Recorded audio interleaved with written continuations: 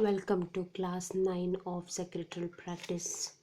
Today we will study something about kinds of company.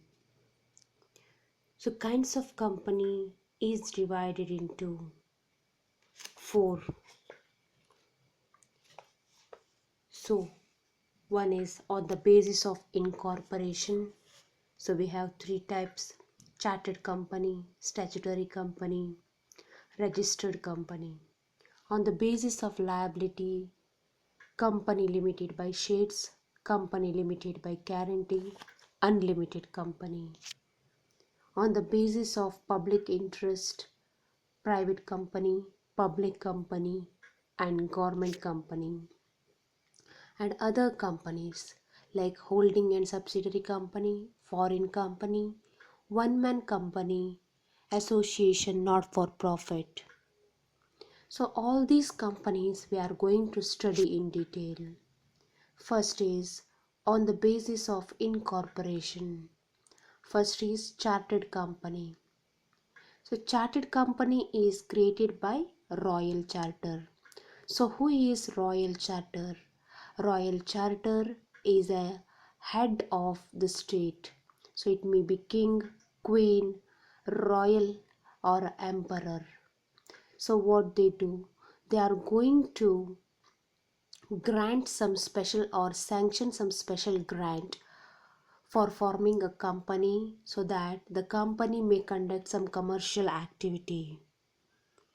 So as usual or as the other company has, so they also have some rights, powers, advantages, and these advantages, these powers and rights, so they are going to enjoy within the terms of Royal Charter, which means so nothing should go beyond the Royal Charter. And nowadays these companies are not in existence. So like East India Company, Bank of England, Charter Bank of Australia, etc. The next is statutory company. So which comes into existence by special act passed in the parliament or state legislation. So statutory means compulsory or mandatory, right? So company which is company which is formed or came into existence by the special act passed. So which means the objectives are there, powers are there, duties and responsibilities of companies are there. And these powers, rights, duties, responsibilities, all these are under or all these should be within the control of the special act which creates it. So for example, a banking business, so what regulates it? The Banking Regulation Act, right? Then the business or the trading business or something like that, so the Companies Act. Then the insurance means an insurance act. So the various act govern the particular business, and which act is going to form the company, so that act is going to regulate or it is going to lay down the responsibilities, duties, powers, objectives of the business. Then the next is registered company. So as the name itself suggests, it should be registered. So company incorporated with the register of the company under the provision of the Companies Act. So register of the company, which means the responsible official or official responsible for registering the company or the office, we call it as register of the company. So here register of the company or the company which is incorporated with the register of the company under the provisions of Companies Act, we call it as registered company. In simple, we can say the companies which are registered company, so such companies are governed by the Companies Act and the provisions which are there in the Companies Act. And these most of the companies in India belong to this group. The next is on the basis of liability. On the basis of liability, we say company limited by shares. So here company limited by shares. So which means the liability of the shareholders to the creditors of company is limited to the capital originally invested, which means these are the companies in which the liability of the member is limited to the extent of face value of the shares held by each member. So in simple, if we want to say, for example, I being the shareholder, I have held 100 shares, or we can say, for example, 20 shares I have held, or I have held the 20 shares in a particular company called as XYZ, and I have paid only for the 10 shares. So 10 shares are pending. So payment what I have to make for the company for the rest 10 shares, only for those rest 10 shares I am liable. So which means I am liable for unpaid amount on the shares. So here it says, suppose you have paid full face value, so your liability is nil. So you need not pay anything, or you don't have any liability. The next is companies limited by guarantee. So companies which do not have the share capital, we call it as company limited by guarantee. So here liability of the members are limited. So we don't have share capital, which means we don't have shareholders here. Then who are the participants here? So then they may be the members. So those members who are going to participate in the company limited by guarantee, we call them as a guarantor, right? So here what they do, what is their liability? So there will be some members. So what they do is they are going to enter in the company or get entry in the company. So they are going to agree to contribute some amount at the time of winding up of the company, and whatever amount they are going to agree to contribute at the end, so that will be there in the memorandum of association. So what is this memorandum of association? It is prepared at the time of incorporation, right? So winding up will be at the end.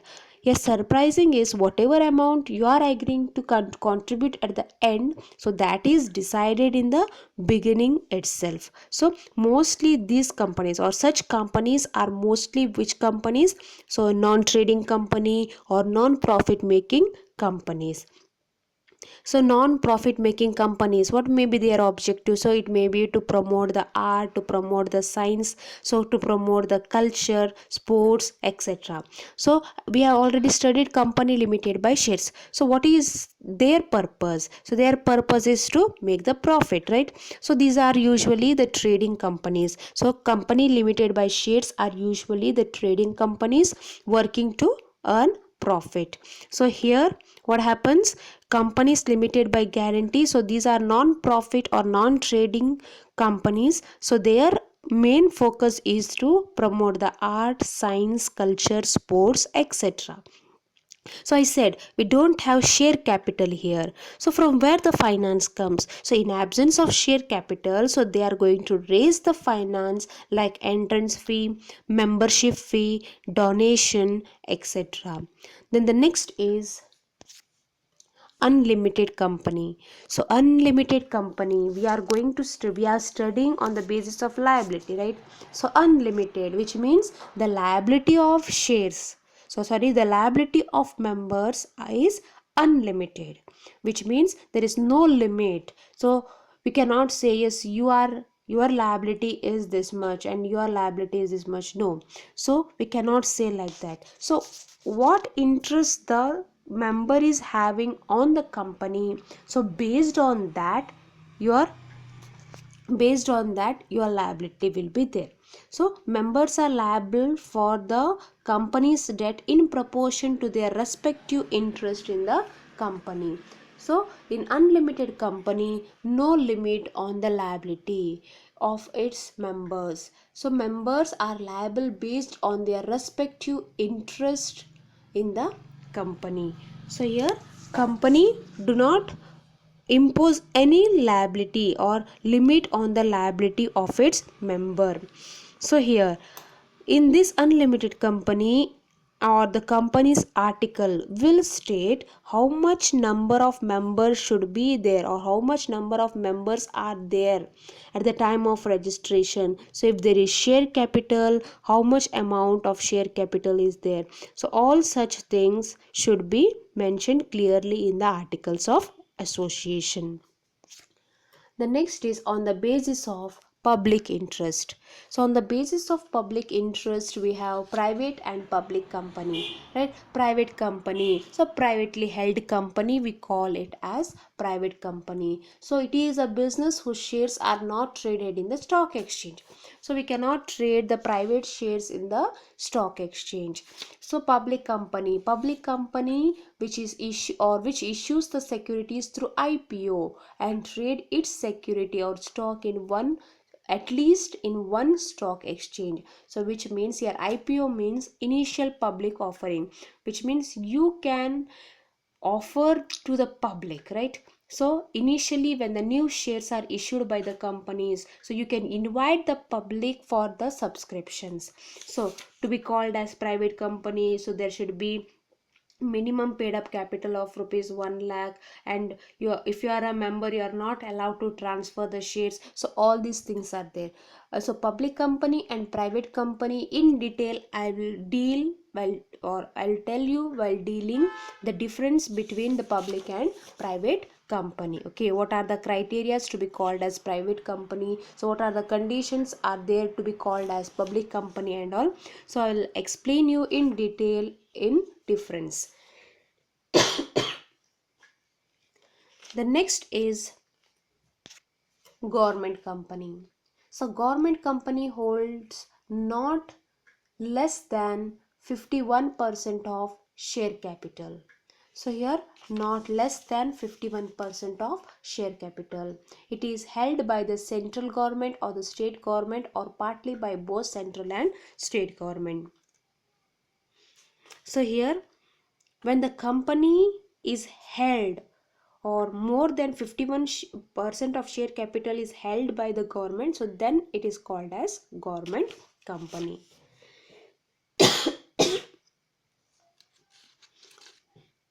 The next is other companies. Other companies like holding company and subsidiary company. So company, or a company when it holds another company, one company holding another company, or when a company has a control over another company, we call it as holding company or parent company. Holding company we normally call it as what? A parent company.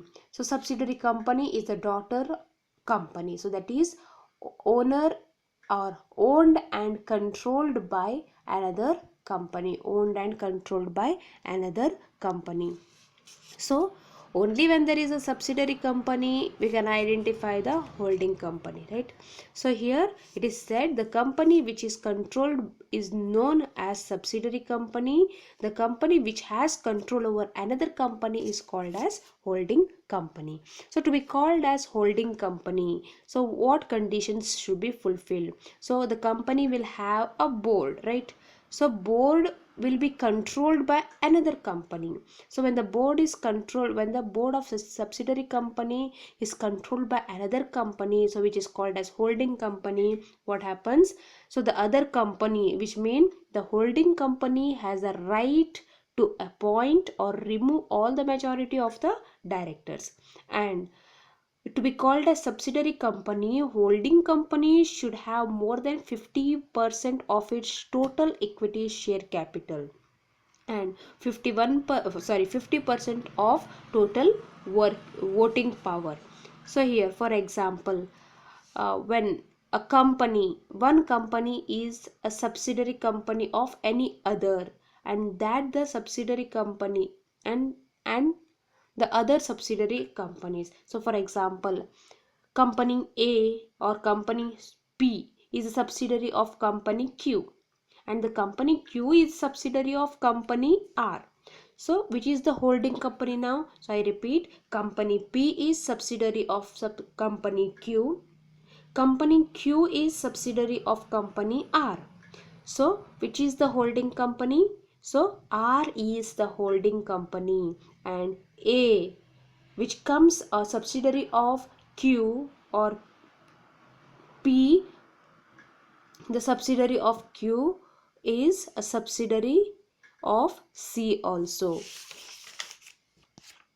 The next is foreign company.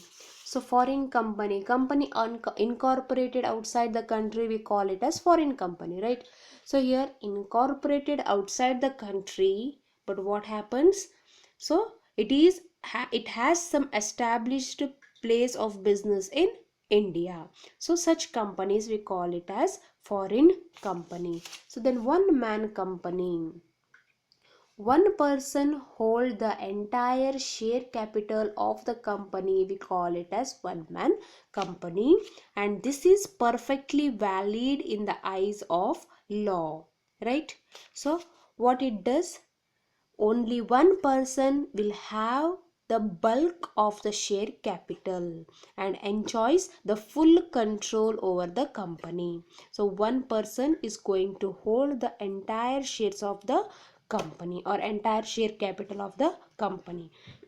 So here what happens, it's not possible, right? So we have already studied, suppose you want to start a private business or private company, there should be at least 2 person. Public company, so it should be at least 7 persons, the membership. Here what they do is, they take some persons or they take some few persons, so just to fulfill the statutory requirement. So just to fulfill the statutory requirement. What is the statutory requirement now? Suppose you want to start the public company, you should have 7 members, right? Suppose you want to start the private company, you should have 2 members. So just to fulfill the statutory requirements, so the person is going to take a few person, and that persons are called as dummies. So what we call them? We call them as dummies. So what they do, they usually take only one share each, and rest of the bulk shares will be in the hands of a single person. So what happens when he's going to hold the bulk share? So he's going to enjoy the full control over the company. Then the next is association not for profit. So association not for profit means just like a company limited by guarantee. As we have studied, company limited by guarantee is their main purpose is to promote the arts, science, culture, etc. So here what happens, their main aim is to render the service to the society and not to make the profit. So this company may be registered either as private company or as a public company, but the condition is they cannot add in front of the company's name like private or private limited or public limited or limited or private limited. So it is not given, or this is exempted from the or by the government. So like for example, Lions Club, Rotary Club, so all these are the examples of association not for profit. Thank you.